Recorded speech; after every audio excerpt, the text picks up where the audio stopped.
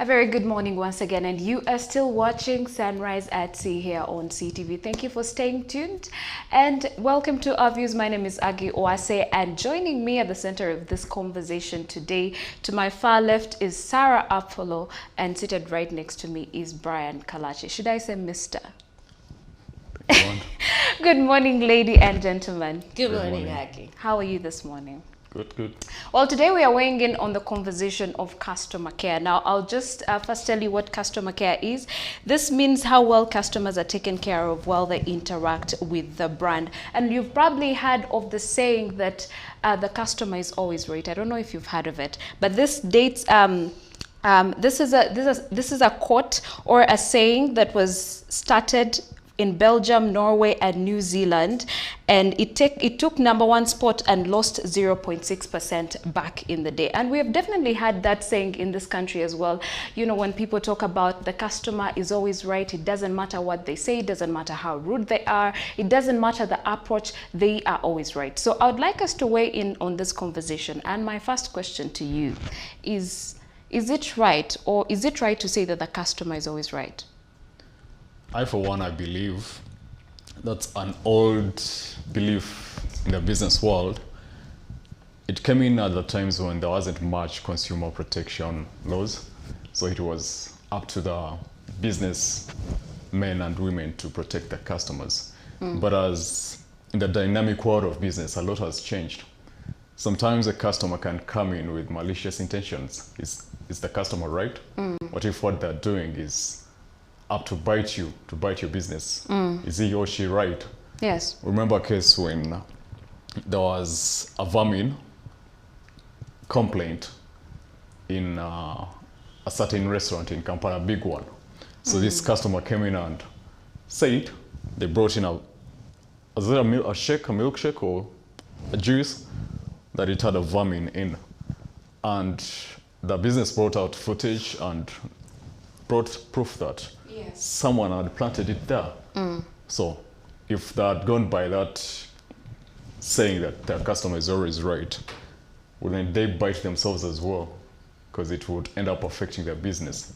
So I don't really think the customer is always right. Yes. Sometimes they're wrong, and they need to be told so. Because the case is also when the customers go hard on those frontline customer care providers. Yes. And they need to be put in their place as well to protect the employees and the business as well. Yeah, I don't think the customer is always right. Even though as a business owner, you have to ensure that you handle it in the most professional way possible to get a win-win situation for both. Okay. Yeah. Sarah, weigh in on this conversation. I absolutely disagree. The customer is always right. What? Always right. And Okay. let me use that same example of the vermin in the milkshake.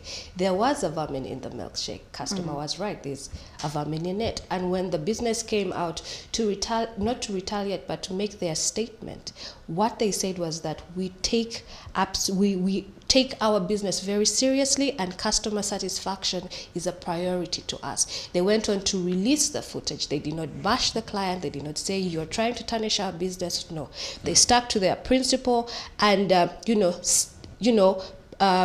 made their stand. And you know what's even better?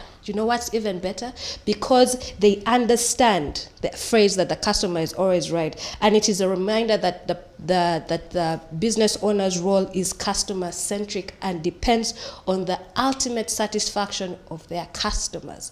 So if they had not taken the time to train their personnel, their waiters, their staff, to always ensure customer satisfaction. If it was any other business that was not taking that seriously, people would have believed and boycotted that restaurant. But they do understand customer is always right. And we know which business we are talking to. Every time you walk in there, you are being love bombed. And me, I love it.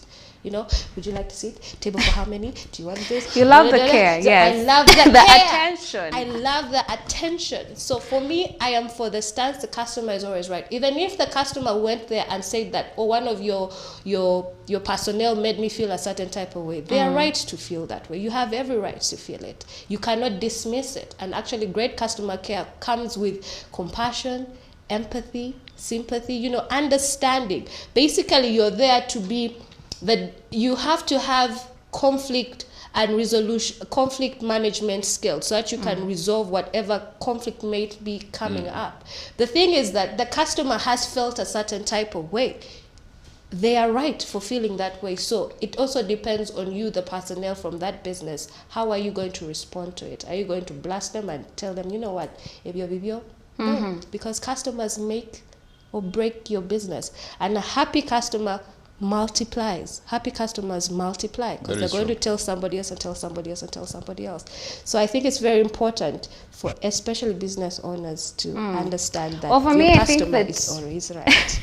I think that the customer is not, it's more of a 50-50. And I'll give you some of the reasons or instances in which customers are not always right. The number one reason is they are wrong customers as well. Now, simply saying that the customer is always right doesn't make it so. Sometimes customers are wrong and employees need to know how to handle them accordingly. Yes. And that is key. Taking ownership of a mistake that the business is not accountable for is a slippery slope. And you gave that example. So the business took accountability of that particular, and they just said, this is not us. We did not do this. And it's a good thing, because at the end of the day, you cannot just say, you cannot accept because the customer is always right. It will be detrimental to your business in the long run. And the next one is you are not supporting employees. Having a customer is always right attitude can have a negative impact on the morale of your customer support system. How? There are always going to be unruly and rude customers. Contacting your customer support system. Well, we know this is right. And I'll give an example later on. And the next one is the customer is right, is wrong for customer service. And somebody gives their experience and they're saying that having a customer is right mantra in place is actually much worse for customer service. Yes, this is probably, this probably seems a bit odd, but consider this. If you have a customer support system that is constantly berated by customers and has nowhere to turn to upper management support, your team will eventually turn on the company. It is like mutiny aboard a ship. And I totally agree. And the fourth one is not all customers are worth keeping. I like this one. Unruly and rude customers are unavoidable when doing business, but that doesn't mean you need to keep doing business with them. There are customers that are not worth having, including those who are often unreasonable, don't pay on time, micromanage, are abusive, and take up way too much valuable time. Well, now let's move on to, I'd like to ask you about some of your bad customer care, experiences that you have had. But let me just define what bad customer service is. Bad customer service can be defined as when a business fails to meet customer expectations in terms of service quality, response time, or overall customer experiences. Now, I'll give you one of the examples, and I think it happened most recently. One of the socialites in Kampala did, talk about a certain restaurant where she went to, and she talked about white clients being given much more attention compared to Ugandan clients. Now, this is exactly what she said. Oh, I almost mentioned the restaurant. Okay, that certain restaurant that is somewhere, he said that they are racist with no customer care in the morning from 7 a.m. because their bosses aren't around. Ugandan workers choose white clients over Ugandan clients. White clients do not need to have masks at that particular place, whereas black clients are required to have masks on. So that is one of, the experiences that a Ugandan did put out there. And it did come with a lot of mixed reactions on social media, while some did approve and others disapproved, depending on what experiences they had got at that particular restaurant. So I'd like to ask you, what are those some bad customer care, experiences that you have had or that you have encountered? Before I even tell you some of the bad ones, I think, like again you have said, a client complained that the restaurant or the business is racist, and a certain race is being treated way better than the other race. And again, it comes back to the customer is always right. If your customer complaints about something, whatever the case may be, it could be right, it could be wrong, you still have to pay attention to it, because maybe there are behaviors or things that have been happening that you have been dismissive of. And how many other clients have experienced that same thing but have never spoken about it?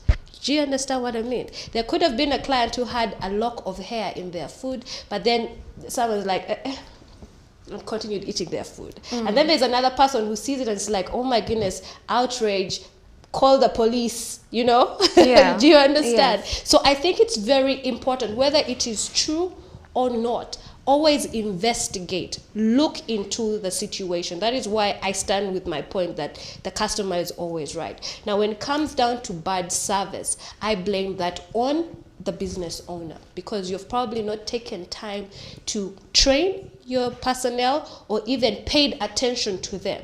Supervise the supervisor supervising that all the way to the bottom. Do you understand? You've not taken time to, you know, pay attention. So for me, with bad service, I am a person who is outspoken, because if I am going to pay money in your business, I expect my money's worth. Even if I am paying 3,000 for a soda or 1,000 shillings for a soda, I deserve my money's worth. Don't come and throw the bottle at me. Don't come and take 30 minutes to serve me. I need, you know, I am paying money. You know, need your I'm money's here. worth, My just money like you is, said, yeah. my money is contributing to your salary. My money is contributing to, you know, to the operational functions of your business. So for me, I speak out. I will ask for the manager. I will ask for whoever. I'll be like, you can't do this. Even sometimes I have a conversation with them. But you know, one really great way to mitigate that is be nice. Be kind. You're the customer. When you walk into a place, oh, hello, how are you? What's your name? Call them by their name. Talk to them by their name. Because there's also the other thing where other customers come and feel that they're too good to even just accord a waiter or waitress, you know, the decent courtesy. So when you are nice to them, believe me, it is you they are going to really pay attention to.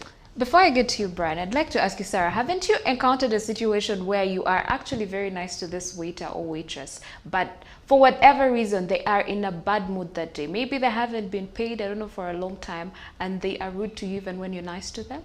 No, I have not, because I think maybe it's my bubbly sunshine personality. Even like when they're in a bad mood, I ask them, like, are you okay? Like, you don't seem happy. Are you okay? It's just strike a small minute conversation. And sometimes they can be there like, Nange, I have problems here and there and there and there. And I'm like, I am so sorry that is happening to you, but please get me this. And then you give them a small tip at the end of it. Just at the end of the day, make their life a lot easier. Let them be happy to serve you, because why they are cranky is because maybe they're not being paid well. And on top of that, they have to come and deal with a spoiled brat of a client. Do you understand? Or maybe a spoiled brat of a what? Of a customer care person. It could be, you know, it goes both ways. What is your experience, Brian? I would concur with what Sarah said, even though all customers come in different characters. But I concur with what she said. See, the role of the business or anyone providing a service or a good is to meet the expectations of the customer or client. And not just even to meet them for the sake of competition, to go beyond the expectations. And if you don't meet the expectations, definitely there are going to be some complaints from customers. And any feedback from a customer is good feedback. Yeah. It is criticism that you can, whether it comes in a rude way, whether it is delivered in the most polite and civilized way, it is feedback that you need for your business, for your product, to improve it. So it is true, sometimes the customer is right and sometimes they're wrong. But you take for instance, you have a business that is target, and as a business you cannot target everyone. They say if you're targeting every customer, you have no customer. Yeah. So there are those that you're going to get that are not really for you. Yeah. So imagine there's some restaurants you go to or some bars where you go to, and there's a class of people they're targeting. So here comes in some Musa from where he has made his money.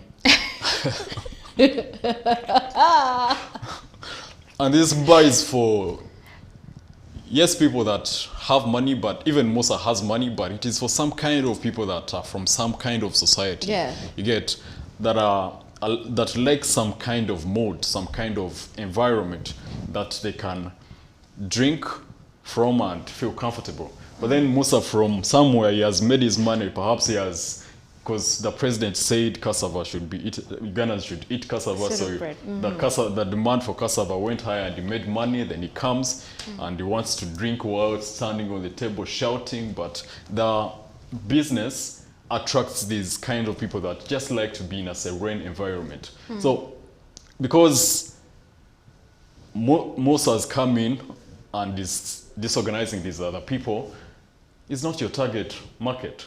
Sometimes you need to politely tell them that, okay, yeah. How about you put a poster somewhere and say, you know, this is our target market, so that people know and they do not show up at all, instead of, you know, showing up at your restaurant or business and they are treated, you know, in a very rude way. I will not mention names, but there are businesses in Uganda which just want to target foreigners only, tourists, you get. They will not put it out that only tourists. So imagine a business like that writes it, let's say, at the entrance that only foreigners. Do you know what the message it will send out to the Ugandans? That I'm not allowed here, yet it is in Uganda. So they will they have to pretend about it. They will pretend about it. Yeah, they will pretend about it. They will not directly say it, but everything about them will say it. So yeah, of course, not every customer is going to be your customer. There's some that you just have to, I appreciate your feedback, but this and this and this has happened.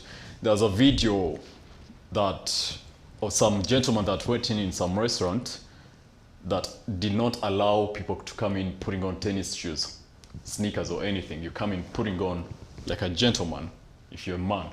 So when this guy got in, he had all the money, more than anybody in that restaurant, but they had to bounce him because he was not dressed in the way that the restaurant required. So sometimes you have to put it into the face of the customer that you are not the kind of person I'm looking for. You're in the wrong place, but politely. Yeah. I think that justifies what this socialite said, because, you know, after her post, there was a certain gentleman who commented, and this is what he said. He said, I have been a victim of this racism on many tourist sites and hotels, from clients giving me orders to being ignored for hours and being asked whether I'm there to book for someone. You can imagine. It means that, just like you talked about, there are some restaurants in Kampala and some hotels in Kampala where their target market is actually the white clients, which is true, 100%. I've had my experience. I won't have to mention it on air. But this justifies what this socialite is saying, and I think it's a bad thing, because why would you think I have come in to book for someone? Is it that I look like I'm unworthy, or I do not have the much money that you need? I mean, at the end of the day, it's in Uganda. What is this whole thing of, you know, having to put some clients ahead of others? This is the thing about certain businesses, especially when they're luxury brands. They have the notion that you have to look like luxury to be able to afford their things. For instance, there was an incident with Tory Lanez, yes, and he was in Canada, and he did go to a luxury shoe chain store, and they had Gucci, they had Louis Vuitton, they had all these, you know, sneakers in it. So when he got there, he was asked to leave. Okay, was asked to leave, and the salesman said that he cannot afford the shoes in there.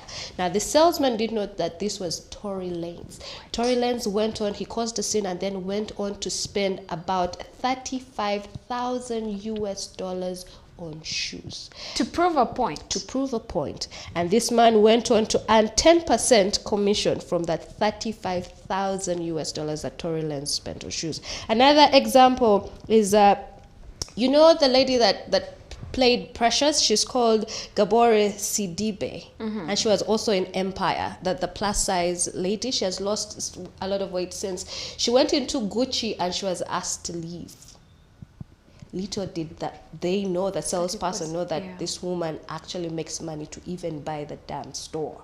You get. She went on to also spend over $20,000 on Gucci products, and then she still called them out, and then of course, the CEO and MD and ED had to call her to apologize for that instance, that mishap. This is a double-edged sword for me. One, business owners have a target audience that they are looking out for, and that is what they want to associate themselves with. It's not even about the fact that you have money. It's just not you. It's just not you that we want. But then again, and that is okay. It is your business. You can run it any way you want. That is fine. You will still have people coming in. That's the funny thing. There are enough customers for everybody. That is true. But then again, Sadly on the flip side, it's very discriminative. And it is also it can also inflict really bad repercussions onto the person who you're discriminating against. Tommy Hilfiger got a lot of backlash in 1996 because he said that his brand should not be worn by black people. Do you understand? He got a lot of backlash for that. It was said to be a rumor, but then he came out to try and, diffuse the situation by saying, no, it's not the case. He went on to work with a number of, black designers. Yes. He went on to dress, black celebrities. But even to this day, it leaves a bad taste in black people, especially black celebrities, to wear Tommy Hilfiger. You see, sometimes the damage is already done, but still, it's still a very luxury brand. And this man is making billions at the end of the day. People will still buy. And so it's just a very tricky situation. For me, it's a double-edged sword. You have every right to select out who your niche is. Like, these are people that I want. And that's why I was talking about when, as telling Brian, like, how about you put in a post and say, if you're coming to my shop, now I'll give you an example. There's a friend of mine who told me that sorry for cutting you.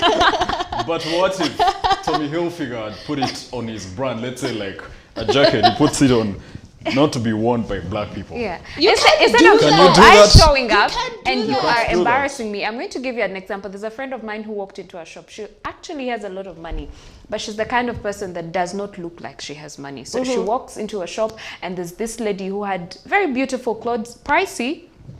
And then the lady just looks at her from top to bottom, looks at her hair, looks at her shoes, and she's like, the lady my friend asked for, how much does this dress cost? Yeah. And the lady was like, no, I don't think you can afford it. I don't think you can afford it. Oh, wow. Like, just looking at you, head to toe, your hair, your shoes and everything, because it's a pricey shop, she just assumed that the lady couldn't afford it, and she could afford it. So I think it's like, I don't know, but it's just terrible. Like, okay, put it out there. If you're showing up to my shop, be luxurious because it's a luxurious brand or it's a luxurious shop, and make it easy for people instead of, making people feel less of human beings. But there's a difference between targeting a certain market and discriminating. Yes. Some business. How will you know? Because I will not show up at your shop, dressed luxuriously. If it's my day, to go downtown, I do not go dressed all that. I just go in my tees and sandals and whatever because I'm going, There's some general things that you can look at for your target market. Take for instance, if your target market, you have a bar or a restaurant and your target market is the corporate world, and then someone comes in jumping around and all that, that just signals that it's not your target market. But if someone comes in your boutique and to buy clothes is dressed in a certain way, even if, oh my God, it's coming in to buy clothes. Yeah, but they say you cannot afford them because you don't look like you can afford. How do you know someone that can afford? It's the same way you talked about the bar. I know of certain individuals who will go, there are bars that do not let men go in with shorts or sandals, but there's always exceptions. There are those particular people that they know that have a lot of money, who spend big, so they'll just have, they'll let those ones in. Because, at the end of the day, you're spending money. For me, this is my mantra, and I live by this. People, we are vain. The human race is very vain, and people are going to judge you by your appearance even before you open your mouth and speak. It's important to always look put together. I'm not saying wear designer clothes. I'm not saying have your nails done or lipstick, but look organized and put together, and people will accord you respect on sight. Period. Whether we like to agree with it, but love people for their personality, and you don't know what their wallet looks like. Listen, nobody is going to wait to hear you speak. They are going to first first impressions look. matter. So for me, this is the thing. If you are going to walk into a place where the business owner has put in the time to beautify the place, put fragrances so that it looks beautiful, so that their customers can absolutely enjoy the experience of services from that business, how about you also respect that business owner by walking in when you have, you know, you respect their business. Don't just come in with your muddy shoes, your hair is unkempt, your eyes are dirty. Do you understand? Yeah. Take your time to put yourself together, and the business owner is going to respect you, because they're going to feel disrespected. Like, how do you walk into my business looking like this, and yet I take all this time to put this together so that you can come in and enjoy a business? So it's a two-way street. Do you get? If you want respect, dress like it, look like it, and speak like it. But you see, that's very subjective. I mean, what if I'm from a long journey and I'm just in my sweats and tees and I'm walking into your luxurious shop, say at Acacia, whatever. I mean, what? Was I supposed to go back home and then dressed all luxurious before I come to the shop? I'm not saying come dressed luxurious. That's not what I'm saying. You can still look put together. Yes. You can still look. Don't walk in looking disheveled. Like as though you are a suspect. The police is looking for you, so you had no time to get yourself together. I mean, it's just part of its hygiene, its etiquette, it's good manners to just look presentable. I'm not saying wear the finest clothes, no, but it won't hurt you to comb your hair. It won't hurt you to wash your face. It won't hurt you to wear deodorant. It won't hurt you to clean your shoes. You don't have to wear luxury brands or anything. Just even your sweats. People look good in their sweats. There are people who look very effortless in their, you know, sweatshirts and whatnot. But they have put a lot of work into looking effortless. Okay. You get You heard what Sarah said. So as we wrap up the conversation, I'd like to ask you briefly, how can customer care be improved, especially in Uganda? Kindness. And be kind. Listen, it goes a long way to just be a kind, decent individual. It's not going to kill you to say, hello, good morning, put on a smile. And that's how you make unexpected money at the end of the day. Thank you. It is not going to kill you to just be cordial. You know, be civil. Be civil if kindness is refusing that morning or that day. Be civil at least. It goes two ways. And also another thing that is very important for customer care personnel, it's also very important to learn conflict management. It is very, very important. Ever had the saying, the phrase that says that, oh, you've seen the meme, or rather the small clips, videos on social media where somebody says, you know, these days I don't argue with anybody. Even if you argue with me, you're right. And the person is like, but no, it's like, you're right. See how you diffuse a situation right there by saying words like, sorry, excuse me, I beg your pardon, please kindly elaborate. You know, just be a decent individual, period. Brian. You talked about the bars in Kampala where they stop some men putting on shorts and then they let in some others that they know are big spenders. The exceptions, especially if you have a big bag.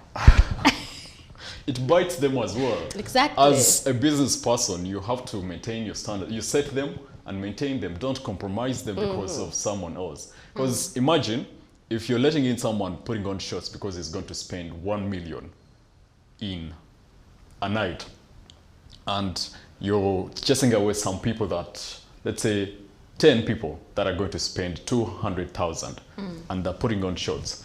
So what are you chasing away? You're chasing away 2 million to let in 1 million. And these people will say, if they let in this guy and bounce to us, they will not come back. They will spread the word, and there's nothing as big as referral, the word of mouth in business. It is very strong. It can bite you and make you. Because me to try to give you a testimony that I had this experience at this place, it gave me a very good experience. You will want to go there. Yeah. But if I tell you that I had this experience as well, which was so bad at this place, you'll not want to go there as well. Yeah. Yes. So the businessmen, business owners, the service providers and all have to maintain their standards as well. Even though the customers have to try to behave and all that, but there's always the responsibility of the person managing the business. You're going to get all kinds of customers and you'll have to find a way to manage all of them. Yes. Equally, and in the most professional way possible. Okay. Well, while everyone is talking about, on the side of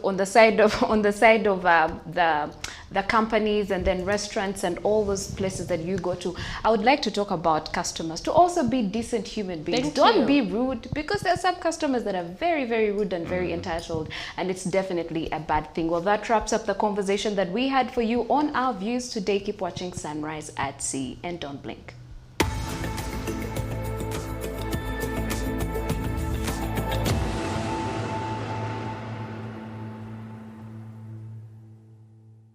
Well, thank you for staying tuned to Sunrise at Sea right here at CTV. I hope that you had a wonderful time with us here, just like as we did with you. And if you want to connect with us, because we love to hear from you on what you think about our conversations that we hold on Our Views, you can connect with us on Facebook, Twitter, and Instagram. And if you missed this episode, you can rewatch it on our YouTube channel. We also stream live every day on our website, and that's at www.ctv.co.ug, and on Facebook, and that's at CTV Uganda. So you have no excuse to not keep up with Sunrise at Sea. And just like we said right here on the panel, let's just all be courteous, decent people, kind, be civil, please. It's good to have good manners. It's a cool thing. And also, I just want to leave you with this tip. When you dress better, you get treated better, because first impressions count. All right. Until tomorrow, same time, same place, 7 a.m. to 9 a.m. Be good, be kind, follow SOPs, and stay warm. All right. Bye-bye.